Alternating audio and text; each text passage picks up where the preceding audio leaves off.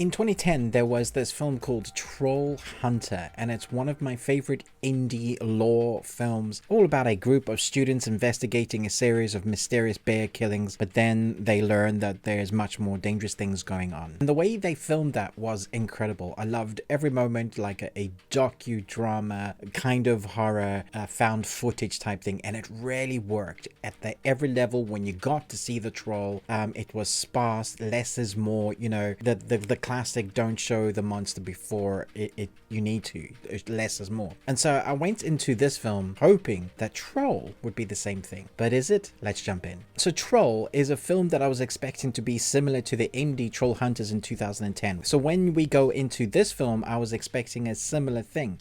We have two protagonists, basically a father and a daughter. It starts off well, very much grounding us in the reality that this could be a part of the lore, that it really could exist. And then we skip some years and the father's kind of gone off the deep end and the daughter is doing a sort of Jurassic Park intro. That's at least how we are introduced to this character when something wrong happens in the mine and the expert is called in, this archaeologist, like in Jurassic Park. Even the kind of rubbling of the water, we have all of those kind of sequences that really pay homage or steal a little bit.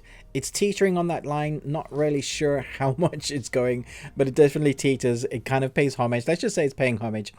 And then we get the big blockbuster Hollywood sort of action budget thing that I wasn't really expecting. I was really hoping that we're going to keep to the sort of indie troll film.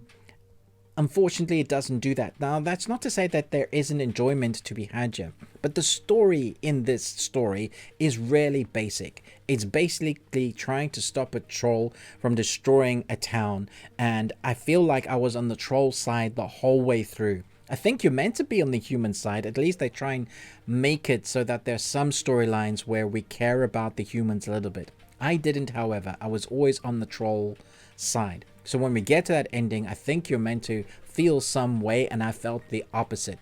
Now, there is a sort of end credit or post credit scene, mid credit scene, where they show you something else that could happen if this film is popular, similar to what happens in Godzilla. In fact, that's a very good comparison. They definitely didn't have the budget of Godzilla, but similar way you feel about the humans tracking down a thing of monstrous size, and how do humans always react? We want to destroy that. I was hoping it was going to be a different storyline to that.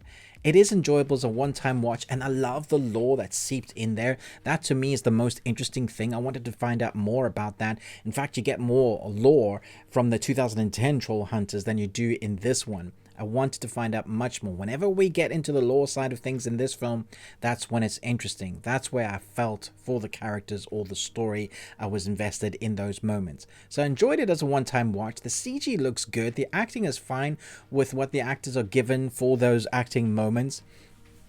But it does feel like they've gone the Hollywood route instead of the indie route, which is what I was hoping it was going to be. So as a one-time watch, I'd give this a solid 3 Nicolas Cages. You got one. As a fun escapist adventure sort of thing. As the film I was hoping it was going to be, it's not quite that. Let me know your thoughts down below. I think this is very hard to dissect as a film because it is what it is. It's an A to B thing trying to stop the thing from destroying a city. And when you get to that bit, the film ends and you're like, who is this for? What is this film for?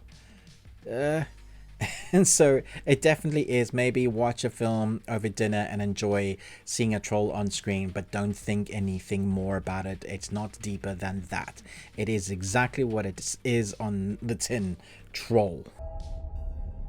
Let me know your thoughts down below. I love the trailer for this. I think the trailer is more exciting than the film. I did enjoy the film, but I'm going to go back and watch Troll Hunters. Does that make sense? Let me know your thoughts down below. Thanks so much for watching, but most of all, until next time, remember, live long and Tuesday.